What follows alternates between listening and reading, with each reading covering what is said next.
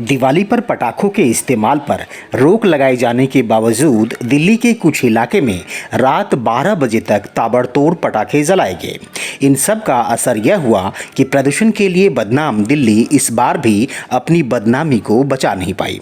हवा इतनी खराब हो गई कि सांस लेना भी मुश्किल हो गया।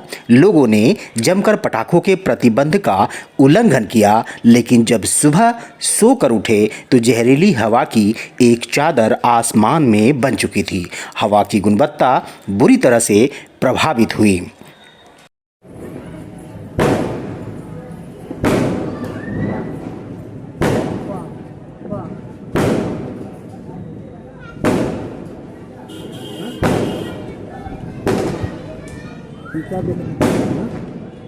पटाखे जलाने से जहां एक तरफ इसकी चपेट में आने के कारण बड़ी संख्या में लोग घायल हुए और उन्हें अस्पतालों में भर्ती होना पड़ा, वहीं कुछ लोगों ने वायु प्रदूषण की वजह से आंखों में जलन, गले में खिचखिच की शिकायत करने लगे, क्योंकि हवा में धुंध की एक पतली चादर सी बन गई थी। इस बारे में विशेषज्ञ क्या कह रहे हैं, दिल्ली मेडिकल एसोसिएशन के सचिव एवं बाल रोग विशेषज्ञ डॉक्टर अजय गंभीर से जानिए। अजय गंभीर, दिल्ली मेडिकल एसोसिएशन सेक्रेटरी और पीडियाट्रिशियन। आज AQI level, air quality index Delhi का बिल्कुल एवरेज में, और आज तो बहुत ज़्यादा गड़बड़ा गया है। और हम देखें कि PM2 और PM10 जो हम एक 5 में से 2 इंडिसेस लेते हैं, ये 500 से ज़्यादा है। PM10 तो 590 के आसपास है, 600 के आसपास पहुंच रहा है।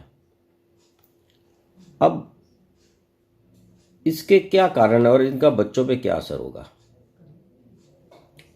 मौसम बदल रहा है, बादल आ रहे हैं, फॉग आ रहा है तो स्मॉग भी आ रहा है, और दिवाली में इस समय बहुत कम, पिछले साल से कम पटाखे बजे हैं, लेकिन प्रदूषण है। तो सिर्फ दिवाली के पटाखे नहीं हैं, ये मल्टी फैक्टोरियल है। स्मॉग काफ़ी है, फॉग और से बनता है हमारा, और जो PM लेवल है दिल्ली में बहुत ज़्यादा है। PM2 500 से ज़्यादा है और PM10 तो 590 तक पहुंच गया है, जो कि नॉर्मल हमारा 75-80 या 100 से नीचे रहना चाहिए। अब इमीडिएट प्रॉब्लम बच्चों को, एक तो आज इतना ज़्यादा प्रदूषण है तो सांस लेने में प्रॉब्लम हो रही है। सुबह से बच्चे आ रहे हैं, खांसी, जुकाम, एलर्जी, फेफड़ों में अस्थमा जैसे फीचर होना, ब्रोंकाइटिस होना, ये तो इमीडिएट बढ़ने का हो जाएगा। लेकिन दिल्ली का एवरेज AQI 300 से ज़्यादा है, जबकि बाकी शहरों का 70, 80, 90, 100 से नीचे है। तो एक तो होगी इमीडिएट प्रॉब्लम, बच्चों की सांस लेने में प्रॉब्लम रहेगी, किसी को स्किन में रैशेज आने शुरू हो गए हैं, किसी को खुजली होनी शुरू हो गई है, किसी का तेजाबीपन बढ़ गया, पेट में जलन सी शुरू हो गई है।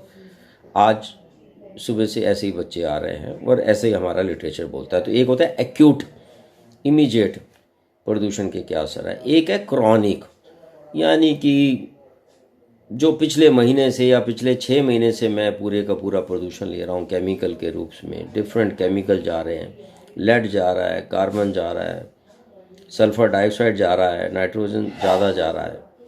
तो ये धीरे धीरे मेरे ब्लड पे ज़्यादा असर करता है। एनीमिया, लेड की डेफिशिएंसी नहीं, लेड की टॉक्सिसिटी, उससे मेरी मानसिक हालत, अलर्टनेस में कमी होती है, चिड़चिड़ापन, बच्चों की इंटेलिजेंस पे कमी होती है, और लॉन्ग टर्म में मेरी ग्रोथ पे कमी होती है। ग्रोथ में अपनी लंबाई, चौड़ाई, नपाई में अलावा ब्रेन ग्रोथ की भी बात करता हूँ मैं। तो बच्चों में एक तो इमीडिएट प्रॉब्लम है और एक लॉन्ग टर्म प्रॉब्लम है, और नए नए सिम्टम आ रहे हैं। कॉग्निटिव लर्निंग प्रोसेस का सिम्टम आ रहा है हमारा। डॉक्टर अजय गंभीर बताते हैं कि वायु प्रदूषण से सबसे ज़्यादा बच्चे प्रभावित होते हैं। स्किन में रैशेज से लेकर पेट में जलन, आंखों में जलन, खुजली जैसी तमाम समस्याओं के साथ अस्पतालों में बच्चे पहुंच रहे हैं।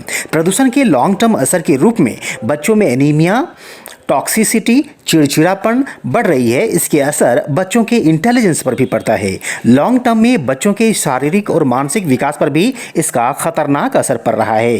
कॉग्निटिव लर्निंग की समस्या है। कुल मिलाकर देखें तो अगली पीढ़ी मानसिक रूप से बीमार करने की क्षमता प्रदूषण के पास है। मनोज मनु, ईटीवी भारत, दिल्ली।